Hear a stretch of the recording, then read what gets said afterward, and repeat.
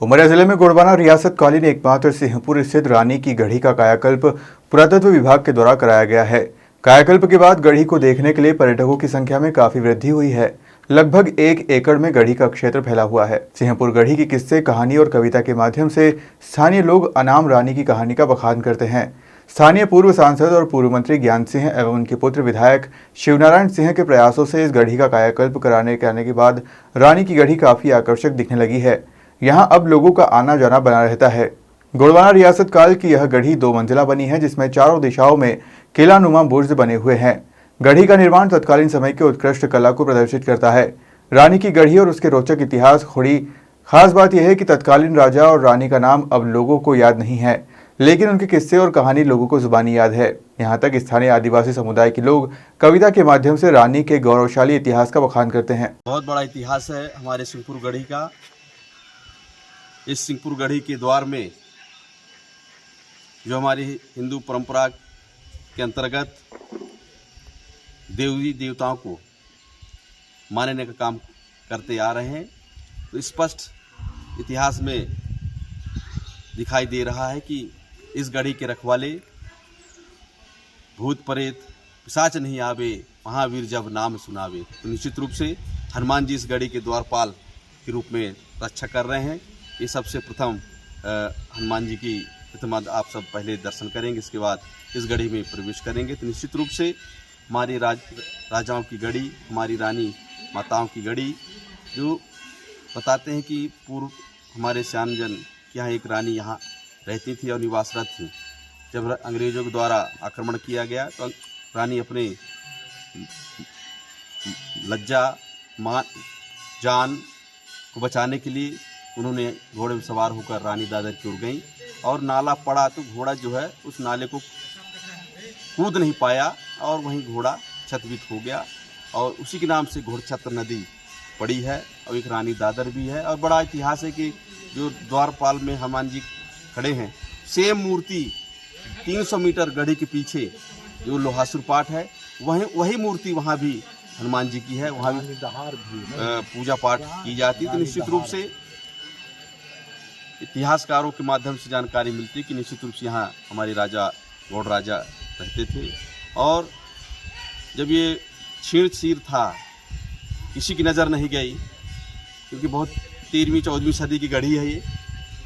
तो हमारे प्रदेश के मुख्यमंत्री शिवराज सिंह चौहान जी का आगमन हुआ हमारे ज़िले के दार्शनिक स्थल अमोलखो में, जो प्रसिद्ध हमारे उमरिया ज़िले का प्रसिद्ध स्थल है, एक आस्था का केंद्र है, जहाँ लाखों हजारों लोग शिवरात्रि के दौरान आते हैं। मेला बहुत बड़ा मेला भरता है। तो शिवराज सिंह चौहान जी का आगमन हुआ और उसी आगमन के तौर पर हमारे पूर्व सांसद, पूर्व मंत्री हमारे पिता श्री ज्ञान सिंह जी के आग्रह पर शिवराज सिंह चौहान जी ने इस छीण गढ़ी को पुनः निर्मित टाइप उसका भव्य होल बने, तो पुरातत्व विभाग को जिम्मेदारी दी और पुरातत्व विभाग ने इसको पूरी रूपरेखा तैयार करके एक गढ़ी का स्वरूप दिया है। निश्चित रूप से हमारे शिवराज सिंह चौहान जी का और हमारे पूर्व सांसद मंत्री आदरणीय श्री ज्ञान सिंह जी का बहुत बड़ा योगदान है, जो हमारी राजाओं की गढ़ी को एक सुंदर बनाने का काम किया है। निश्चित रूप से आज आसपास के गांव के लोग इसी मार्ग से जाते हैं, तब मोल खो जाते हैं, तो निश्चित रूप से जाते हैं घुस लेंगे या लौट कर इस गढ़ी का दर्शन करते हैं, हनुमान जी का दर्शन करते हैं और आशीर्वाद उनको प्राप्त होता है। तो आने वाले समय में इसका और विधिवत रूप से प्रचार प्रसार होगा और यहाँ पे और व्यवस्थाएं बनाई जाएंगी ताकि दर्शक लोग आएँ और यहाँ अपना घूमें और देख कर आगे बढ़ें। ऐसे इसको भव्यता बनाने का हम सब प्रयास करेंगे। हमारी दादी माँ हमें बता रही थी तो हम सुने, बोले कि गढ़ी गौड़ राजन की है 24 घंटा में बने का है, तैयार बिछोक पर के नहीं बन पाई, तब ढूंढी रही है। फिर लड़ाई झगड़ा या शासन दूसरा राज्य के रजवाड़े लोग दौड़ गए, राजा नहीं थे यहाँ, कहूँ बाहर तपस्या करने चले गए।